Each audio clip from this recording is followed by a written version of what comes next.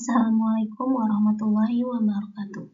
Perkenalkan, nama saya Kameliani Hibatullah Gustiawan, peserta Latsar CPNS Angkatan 35, kelompok 2A, gelombang 13, kantor Kementerian Agama Kabupaten Purwakarta. Dalam video ini, saya akan menceritakan pengalaman saya mempelajari agenda 2 Latsar CPNS tentang reshaping berakhlakologi, materi yang disampaikan oleh Ibu Ainur Jana, SAG MPD. Proses pembelajaran asinkronus adalah metode pembelajaran yang memberi kebebasan untuk belajar kapan saja dan di mana saja. Dengan model ini, pelajaran dan materi serta ujian dapat diakses di setiap waktu dan di mana saja, memberikan fleksibilitas bagi peserta didik. Materi yang saya pelajari adalah tentang reshaping berakhlakologi dari nilai core value berakhlak, yang akronim berorientasi pelayanan, akuntabel, kompeten, harmonis, loyal, adaptif, dan kolaboratif. Reshaping berakhlakologi adalah upaya membentuk ulang perilaku, mindset, dan budaya kerja ASN agar lebih sesuai dengan nilai dasar berakhlak. Dalam hal ini, kelompok saya menentukan 5 isu dan menganalisisnya.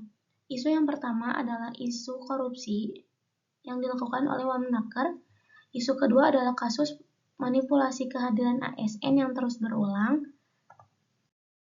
Isu masalah ketiga adalah Satuan Reserse Narkoba, adanya geger ASN melakukan pesta narkoba di kantor saat jam kerja. Isu masalah keempat adalah seorang ASN melakukan penganiayaan terhadap kurir ekspedisi. Dan isu yang kelima adalah adanya kasus rasisme oleh ASN kepada mahasiswa Papua. Teknik penapisan isu yang pertama menggunakan teknik USG dengan core isu yaitu kasus korupsi Emmanuel Ebenezer dengan ranking pertama. Yang kedua adalah teknik penapisan isu teknik APKL dengan core isu yaitu kasus korupsi Emmanuel Ebenezer dengan perolehan jumlah paling besar dengan ranking pertama.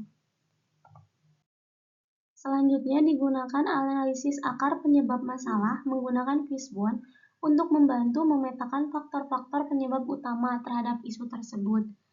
Tentukanlah ada keuangan, sistem, SDM, prosedur, lingkungan, dan juga teknologi yang mempengaruhi adanya korupsi terhadap kasus Emmanuel Ebenezer. Berdasarkan hal tersebut, maka ditentukanlah perilaku yang tidak sesuai dengan nilai berakhlak. Yang pertama, berorientasi pelayanan. Yang tidak sesuai adalah karena ia mengutamakan kepentingan pribadi dan mengabaikan hak masyarakat. Yang kedua, dari nilai akuntabel adalah tidak transparan, menyalahgunakan anggaran, dan juga manipulasi laporan. Lalu yang ketiga adalah kompeten, tidak profesional dan gagal menjalankan tugas sesuai aturan.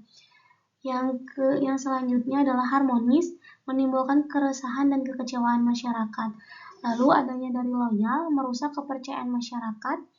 Dari nilai adaptif, menggunakan celah birokrasi untuk kepentingan pribadi. Dan dari nilai kolaboratif, menjalin kolusi dengan pihak tertentu demi keuntungan.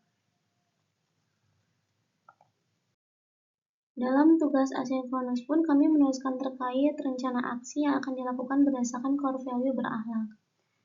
Dari pengalaman ini, saya menyadari bahwa metode pembelajaran asinkronus bukan hanya memberi fleksibilitas, tetapi juga melatih saya untuk disiplin, mandiri, dan reflektif. Materi reshaping berakhlakologi mengingatkan saya untuk selalu menjaga integritas dan menanamkan nilai berakhlak dalam pekerjaan agar dapat menjadi ASN yang berakhlak mulia dan teladan bagi masyarakat. Sekian yang dapat saya sampaikan. Terima kasih. Wassalamualaikum warahmatullahi wabarakatuh.